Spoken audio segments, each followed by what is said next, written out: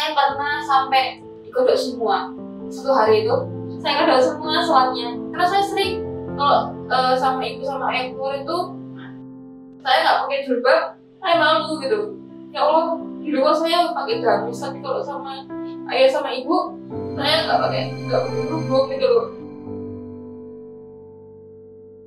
Sejak tahun 2020 sebenarnya udah agak lama ya, cuman itu tahun 2020 akhir ya, November September. Sebenarnya tuh bulan sebelum September tuh udah, cuman itu kayak by telepon jadi kayak saya merasa kurang afdol gitu ya, merasa kurang ini beneran udah afdol sih gitu.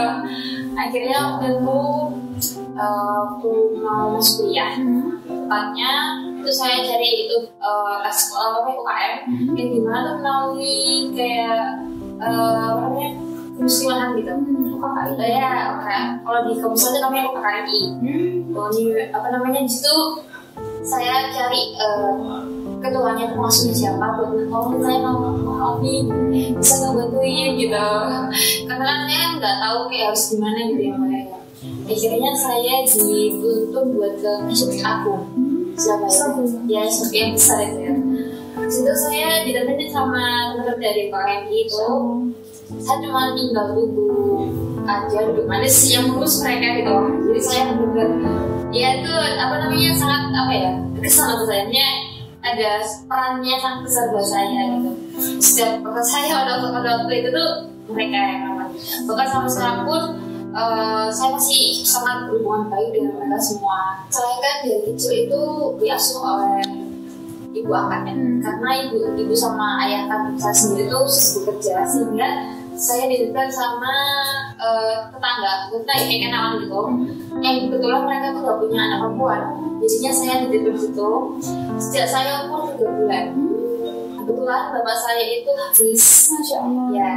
Jadi saya tuh nggak tahu kalau misalnya tuh bukan orang tua saya asli ya. Saya tanya tuh orang tua saya kandung karena dari kecil ya, karena dari umur 3 bulan sama mereka. Bahkan kalau lebaran pun saya pulangnya ke desa mereka, bukan ke desanya ibu sama ayah saya sendiri gitu loh. Tapi kenal ada ibu? Kenal itu ketika saya udah SD. Jadi udah SD itu saya udah bergimana ini loh ibu kamu kandung. Oh berarti selama ini bukan kandung gitu kan. Jadi selama saya dan semua bapak saya itu ya setiap hari itu ngaji kayak rojah ya. Terus kalau misal apa namanya, kalau misal subuh itu udah selawatan beliau ya, saya tuh mikir kalau anak kan kalau misal ngeliat apa namanya orang tua kayak misalnya dikitnya juga jadi ikut mengikuti apa keseharian orang tuanya saya di apa gitu. Jadi saya oh ini selawat gitu.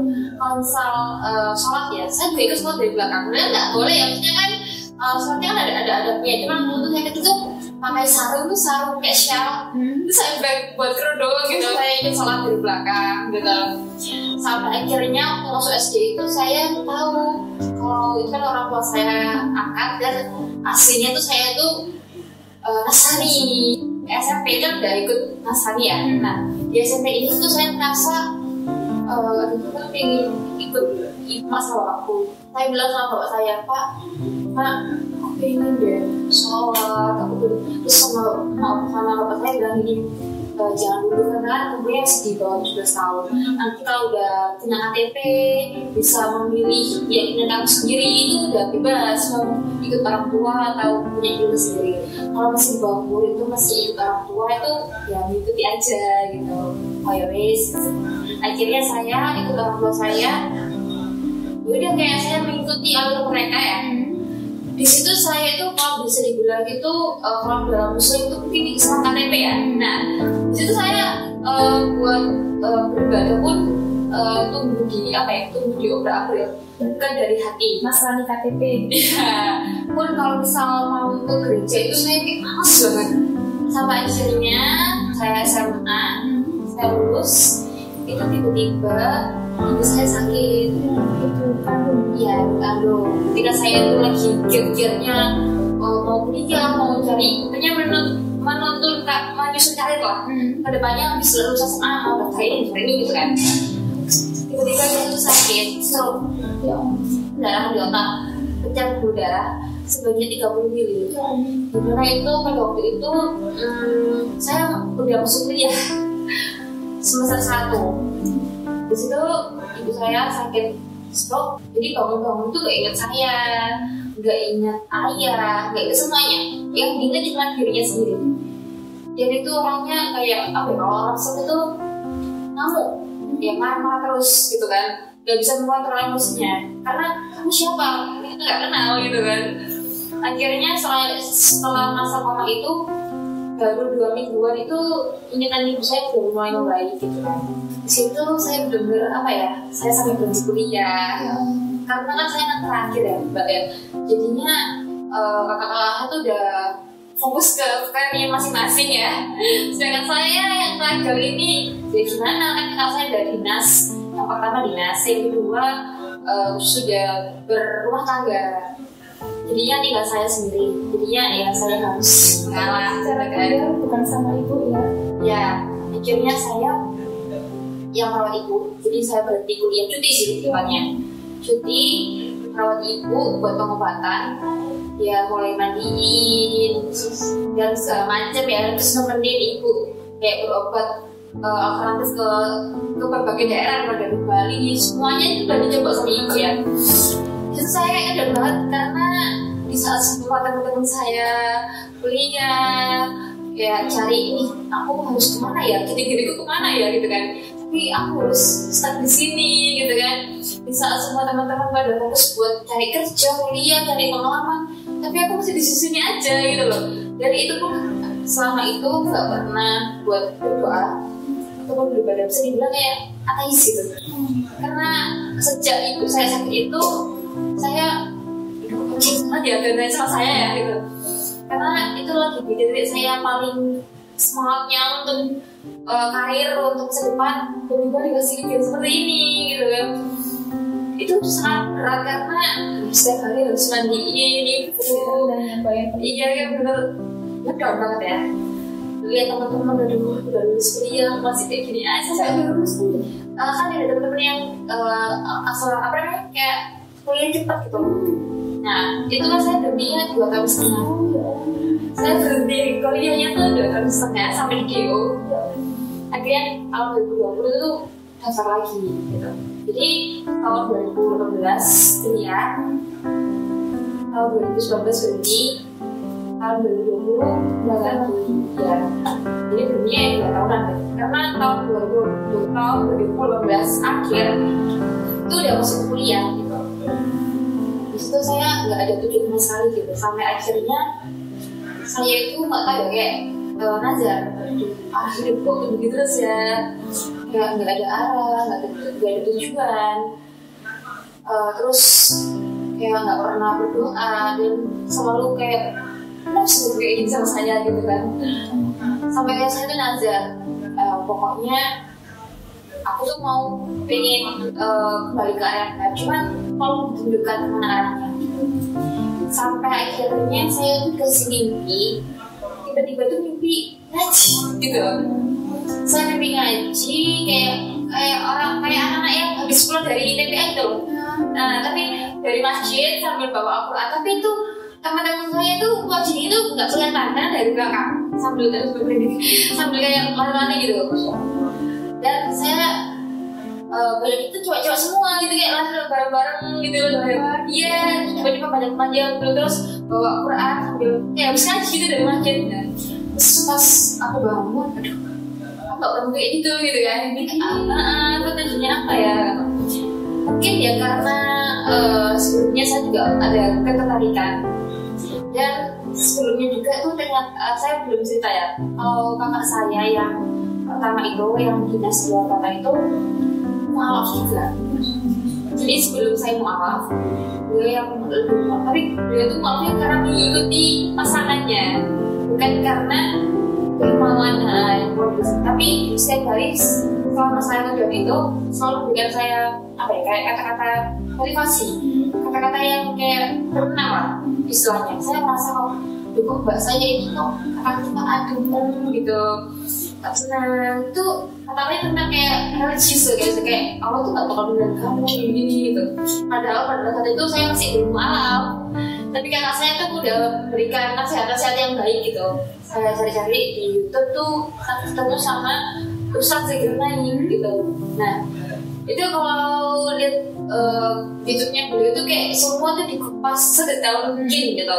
Kayak sampai saya pikir waduh insya Allah bener banget gitu kan. Terus saya bukalah adalah salah satu beliau tuh mengatakan ada salah satu perkataan beliau itu yang bilang itu dalam kitab maaf ya itu kayak nggak ada tuh kata-kata yang menunjukkan bahwa Yesus itu sampai pikir iya sih nggak ada gitu, bener juga emang nggak ada gitu kan. Terus di situ pun apa namanya kalau dalam Nasrani itu ada kayak 3 kayak tuh Yesus sama apa ya punya saya lupa. Pokoknya kayak 3 kesatuan Trinitas. Iya Trinitas itu. Nah itu saya merasa kok bingung ya itu sih harus saya sebut yang mana. Saya kalau di sekolah minggu itu bilangnya ya udah kamu ya sebaiknya ya anggap itu jadi satu karena 3 satu kesatuan. Meskipun ada Roh Kudus Tuhan dan ini saya lupa apa gitu. Itu 3 terus apa 3 ini dianggap satu orang tuh. Kayak saya apa sih nggak masuk iya nggak masuk kan jadi kadang-kadang saya bingung mana nggak saya sembah gitu kan. Di sisi lain mereka tuh mau bilangnya kalau Yesus itu adalah Tuhan yang menjelma sebagai manusia. Tapi saya berpikir nggak ada Tuhan itu yang jadi manusia.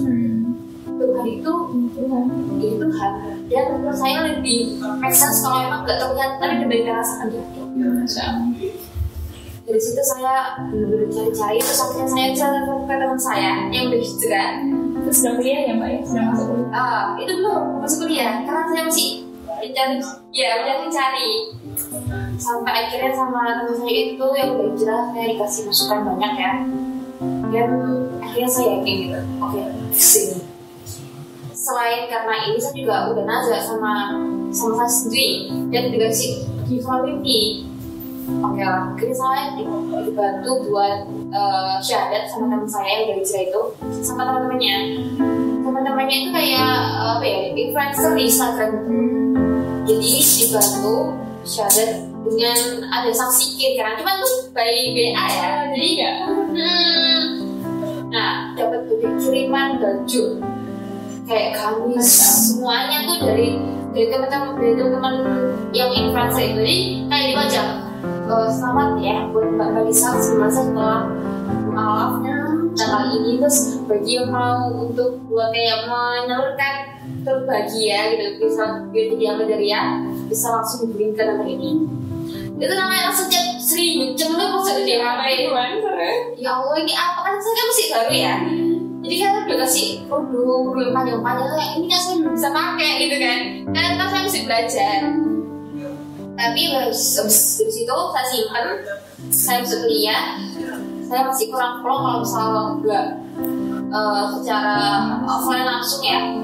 Situ saya cari mana sih organisasi yang menaungi anak muslim mulai KKMI gitu. Situ saya syahadat pertama saya minta ya saya udah izin sama ayah saya sebelumnya karena kayak kalau Jawa itu ini kamu tuh saya bergerak sampai aku kuliah saya tak bayar sampai aku sih kayak tapi kenapa kok seiso mikir kayak ngono mungkin mbak mu'alaf tuh karena kan itu gak ada tanggungan sampai ayah udah ayah harus gak bayar itu sudah kejuan dewe sedangkan aku sama sih jalur terus saya kuliah sih bayarnya si ayah sembahan si ayah kok sih wanginya lo gak sama ibu sakit tuh kan jadi ibu itu sakitnya itu setengah badan dan gak bisa ngomong jadi tangan kanan sama kaki kanan gitu lumpuh total gak bisa yang bisa bergerak itu cuma tangan kiri sama kaki kiri dan udah gak bisa ngomong sampai sekarang tapi beliau itu sekarang udah itu ya apa namanya meskipun lumpuh secara fisik tapi pikirannya itu masih normal karena menghitung uang atau duit itu masih bisa kalau misalnya ada uang kerjaan ayah yang kurang tuh ibu tahu ini kurang sedikit jadi yang tahu bahasanya ibu sehari-hari ya cuma kita yang sehari-hari sama ibu ayah marah-marah iya karena ibu lagi sakit gitu loh. Kenapa kok malah dikasih informasi yang gitu kan? Sebenarnya ibu saya itu sangat religius dalam rasanya. Dengan berita yang ini pasti kaget, dan itu nggak boleh kalau orang shock ya, nggak boleh terima hal-hal yang bikin dia shock, tidak bisa kerja, kalau dia bisa kolaps gitu. Akhirnya itu dimarahin ayah, dan akhirnya saya tuh ngadu rumah karena di sana itu saya tuh benar-benar emak itu saya anggap sebagai support saya gitu loh, karena ya peran ibu udah nggak ada bagi saya ya, meskipun masih ada cuma kan perannya udah nggak ada ya mbak ya. Jadinya saya sudah terima gini mak ya mendukung kayak insya Allah, cuman emak nggak pernah ngomong lagi saya untuk ayo musuh ayo, nggak pernah. Jadi selama saya mualaf itu beliau lah yang benar-benar menjadi saya. Saya itu kan berang sama ayah. Jadi kalau misal, tapi alhamdulillah ya, setelah syahadat saya sebagai kedua. Gak tau kenapa saya pengen kemudian gitu. Saya pengen berjilbab, pengen aurat. Nah kebetulan di UPI itu kalau misal ada rapat organisasi itu harus selalu pakai rok. Kalau nggak pakai rok nggak boleh masuk ruangan, suruh duluan. Nah dari situ yang awalnya saya masuk kuliah itu pakai jeans tuh ya, sukanya masih jeansan. Itu saya mulai beli rok karena aturan itu. Jadinya saya ya pakai rok ya. Dan di situ teman-temannya pada apa namanya kayak gamisan kayak Masya Allah tuh pengen deh kayak ada pakai gamis, pada beli gamisnya gantian roknya ditaruh dulu gue pakai gamis, aku ini gamis-gamisnya dari mbak yang kan saya pakai sebagian. Padahal itu ya belum ada ilmu apapun, cuman dari segi pakaiannya ini banyak banget gitu. Nah dari situ, nah ini strategi itu kalau mau banget kuliah, saya pakai kerudung tuh nggak boleh sekaya, masih bertentangan terus aja. Iya, dan ibu pun belum tahu kalau saya mualaf. Ibu tahunya itu tahun 2003 awal. Mungkin ayah ngasih tahu ya, karena gak ada yang berani ngasih tahu karena takutnya ibu kolaps gitu. Karena saya kan terakhir, sedangkan anak yang pertama udah mualaf pertama. Terus saya ini yang terakhir yang istilahnya ya yang diharapkan gitu ya. Tiba-tiba mualaf diikuti kakak saya gitu kan. Takutnya kaget gitu. Jadi gak ada yang berani tahu. Jadi yang tahu tuh cuma ayah sama kakak saya. Ibu saya nggak pernah tahu. Jadi kalau sekarang mau bangun kuliah itu nggak pernah pakai kerudung, cuma pakai hoodie. Ya hoodie di situ loh. Nah nanti di Indomaret atau di SPBU saya gamis gitu. Jadi di tas itu selalu bawa baju dua. Setelah pulang dari kampus nanti mampir lagi ke SPBU atau ke Indomaret buat ganti baju lagi gitu. Sahabatnya tuh kalau misalnya keluar sama ibu itu sholatnya gimana? Saya pernah sampai kodok semua. Satu hari itu saya kodok semua sholatnya. Maka waktu pulang ke desa itu saya kan masih lagi pendidikan dari keluarga besar ya. Keluarga besar saya itu muslim. Yang nasrani cuma dua, ibu sama adiknya. Keluarga besar muslim. Cuma saya masih takut kayak sholat itu di pojok ruangan terpencil ya, gak ada orang tahu. Saya sholat, saya kodok semua. Dan kebetulan juga selama saya mualaf itu saya nggak pernah ganti berkas-berkas karena udah dari awal itu KTP saya Islam, kakak itu Islam, padahal itu saya Kristen ya asal. Itu kan yang buatin ibu ya, saya tanya, lu kenapa kok Muslim sendiri, yang lainnya Nasrani? Itu mbaknya salah ketik gitu. Nanti ayah dulu saya menikah. Itu ibu sendiri yang bilang, karena ngurus kakak tuh repot gitu. Ibu si belum mau. Akhirnya karena kesalahan di kakak itu sampai kok KTP pun juga Islam. Jadi saya nggak pernah berkas apapun dari dulu itu. Jadi mau apa nih? Bekerja nggak ada yang saya urus sekarang nggak Islam dari dulu. Jadi dari itu saya mikir, oh mungkin sama Allah udah kasih petunjuk dari dulu. Cuman aku belum sadar aja gitu. Dari situ satunya tuh yaitu kalau misalnya mau sholat terus saya harus effort bawa baju dua kemana-mana. Nanti kalau mau keluar sama ayah sama ibu doang atau sekeluarga, saya tuh harus pakai hoodie. Hoodie itu yang ada tutup itu loh kan, saya tali gitu. Kalau ibu bilang suruh nyokot gitu loh, aku dingin gitu. karena bagi saya tuh ketika semua orang muslim beranggapan ya, ada kan sebenarnya orang beranggapan di muslim tuh banyak sekali aturan untuk wanita, tapi bagi saya justru itu keindahannya gitu, karena tujuannya Allah memberikan kita banyak aturan, banyak larangan, tapi karena untuk kebaikan kita sendiri gitu. Gak ada tujuannya untuk biar kita ini kayak sumpah atau aduh gede banget, gak ada sama sekali gitu loh. Justru Allah tuh sayang sama kita, sayang sama orang perempuan, makanya perempuan itu dijaga gitu. Itu sih yang benar-benar tuh menurut saya tuh gak ada di acara manapun ya. Bahkan di Nasrani pun gak ada tuh yang khususkan bersini kayak khusus wanita.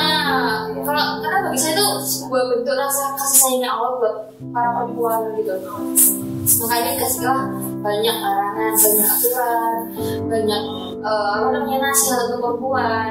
Ada peran emak saya yang selalu support saya ketika saya selalu dimarahin sama ayah. Kamu tuh tidak pada muslim, tak boleh ini selalu. Tapi ya emak saya selalu support saya, selalu ada di belakang saya, backingnya lah. Selain Allah juga ada emak saya yang selalu bikin saya, selalu jadi garda terdepan. Sampai akhirnya kemarin beliau panggil Allah, ya panggil Allah itu karena jatuh sama saya, kecelakaan. Iya, tukang foto itu sama saya. Jadi itu jatuh sama truk. Mungkin orang tua saya masih materi ada, tapi kalau emak saya lebih ke batinnya, sana. Ya, daripada orang tua saya nggak pernah tahu saya suka makan apa, saya nggak saya suka, dan saya keluar jam berapa pun nggak ngelarang. Karena tuh saya tuh perempuan loh, harusnya kan dilarang kamu jam pulang malam. Tapi nggak pernah saya tuh dikekang atau dicariin gitu. Jadi ya emak yang selama ini cariin saya, nungguin saya mau pulang kerja, menemani proses saya sampai diterima ayah buat seperti ini. Itu mak bela saya kalau misal saya pakai mau sholat atau mau apa, mak gitu. Jadinya semuanya mak. Ketika saya kesepian, gak ada temennya, malah minggu sama emak, malah sama emak. Jadinya apalagi kemarin dia jadinya karena saya, itu benar-benar merasa ya Allah kok dikasih ujiannya ini ya gitu. Mungkin lain hal lagi kalau misal jatuhnya itu karena sakit atau karena apa, tapi karena saya gitu, karena kebetulan saya. Dari situ saya mulai dekat dengan orang tua saya. Dari kejadian itu saya mulai belajar, oh mungkin Allah ingin saya ini rukun sama orang tua anak saya. Meskipun kalau sekarang tuh kalau mau kajian itu ayah itu masih kayak gimana ya, masih kurang. Kalau misalnya saya masih kajian ya, kajian di tahun subuh itu sebulan sekali kan ada kajian yang jam 4 subuh itu ya, Genzi gitu. Ayah mesti kalau inginnya angkas rajin, kok boleh ibu kayak apa boleh? Ya Allah kayak ya apa ya? Kan nggak ada dia kan kayak gitu saya apa ya?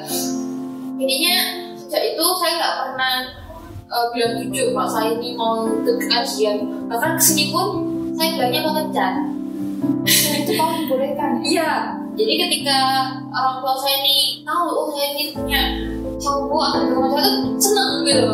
Makanya saya tuh kalau misalnya mau ke kajian atau mau ngaji kencan, bikinnya sama saya ada dia atau sama Mbak Irvi gitu kan.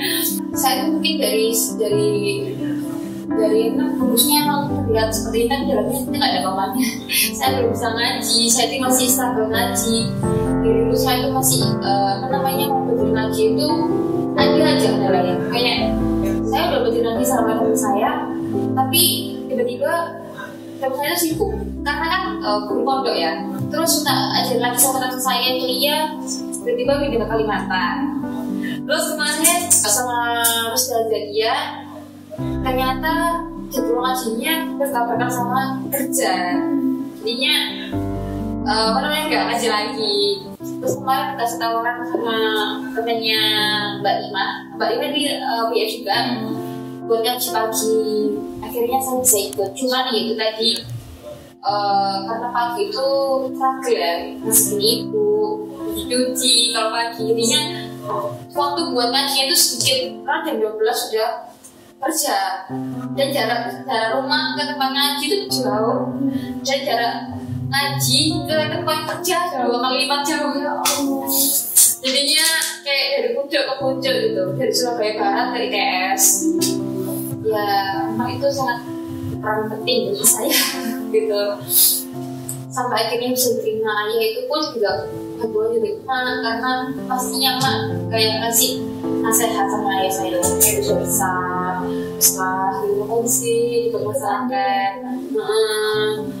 Jadinya akhirnya sama ayah saya dulu, ibunya saya mau kemarin. Kalau ibu tuh baru 2 tahun 2003 kemarin sih. Jadinya setelah ibu tahu saya seperti ini, saya udah bebas mau pakai apapun gitu, langsung kayak langsung baik dan gak ada respon kayak kejam atau apapun kayak gitu, kayak orang sudah pasrah gitu mbak ya.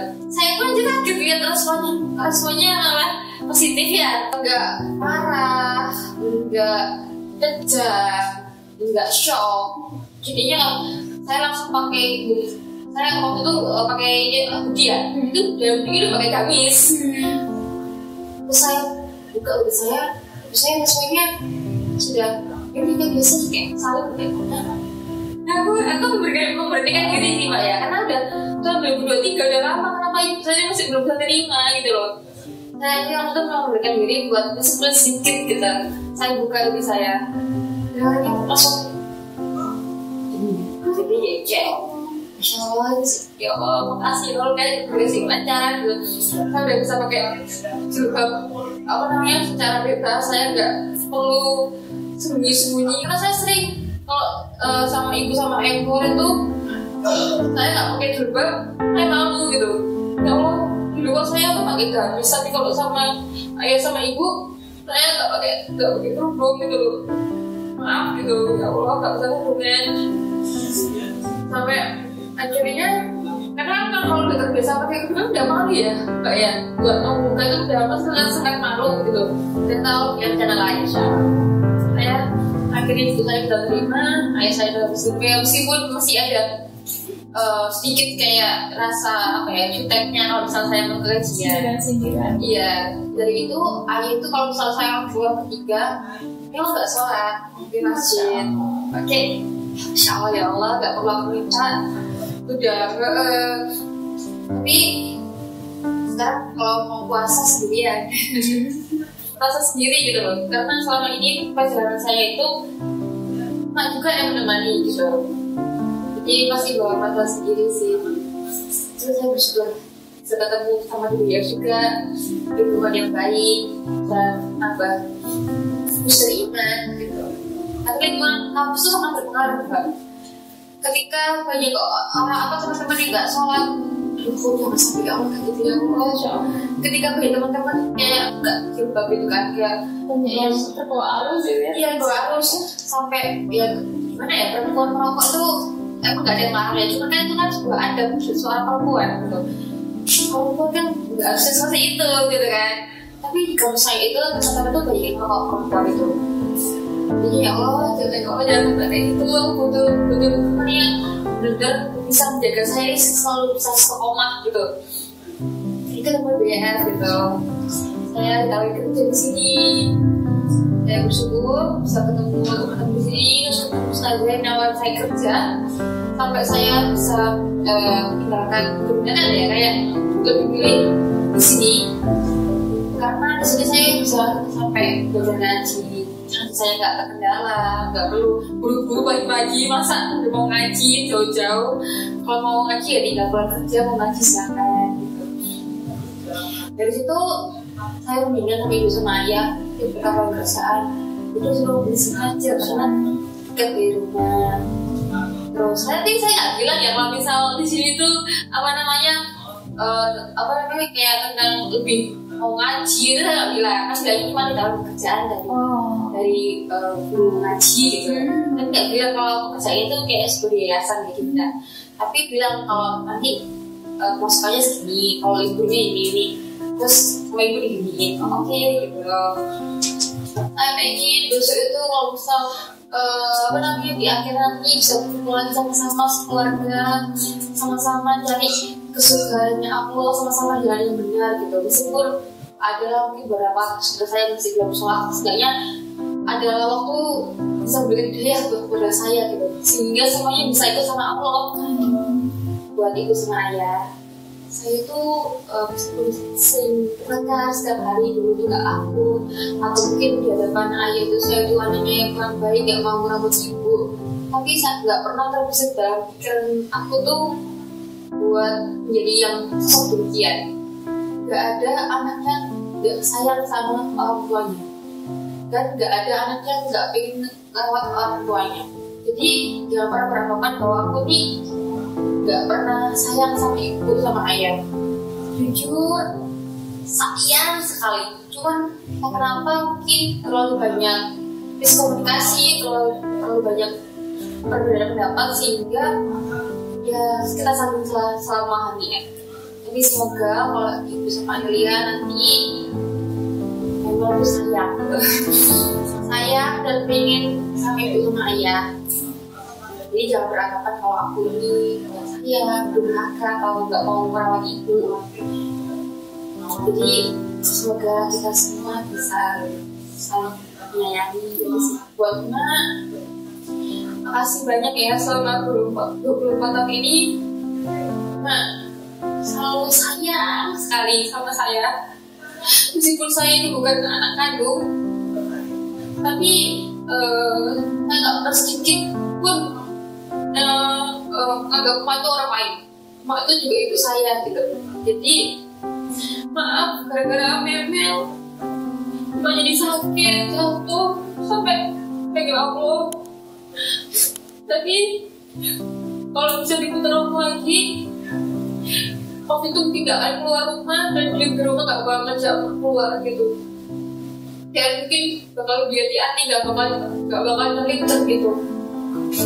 Tapi kita harus ingat, meskipun Mak udah gak ada, tapi Mak akan selalu bakal akan jadi cerita untuk generasi setelah ini, ke anak-anakku, mungkin nanti punya anak, punya saudara-saudara atau adik-adik semua bakal menceritakan kalau aku tuh dulu punya Mak yang super hebat, super sayang sama aku. Teman-teman yang di luar sana, atau teman-teman yang sudah muslim, atau teman-teman yang belum perempuan yang terutama ya, yang belum berjilbab atau masih belum ada keinginan berjilbab, tapi merasa kalau masih nunggu siap lah, enggak.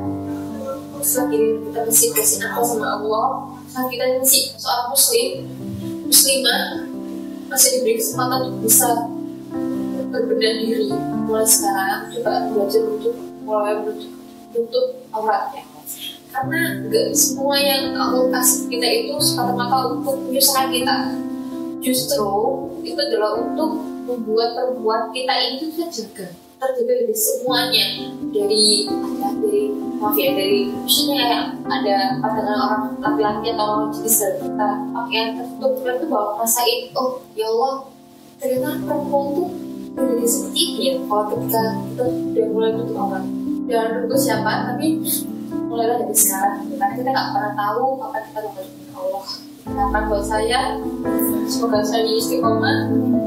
Saya tuh berharap saya bisa ngaji, karena nggak cuma cover aja yang terlihat. Jadi saya berharap semoga bulan ini juga diisi ilmu gitu, diisi pengetahuan, bisa ngaji. Terus saya bisa istiqomah menjadi perempuan muslimah yang benar. Seharusnya itu seperti apa? Jadi nggak cuma covernya aja yang nggak bisa membuat panjang, tapi dalamnya juga sesuai.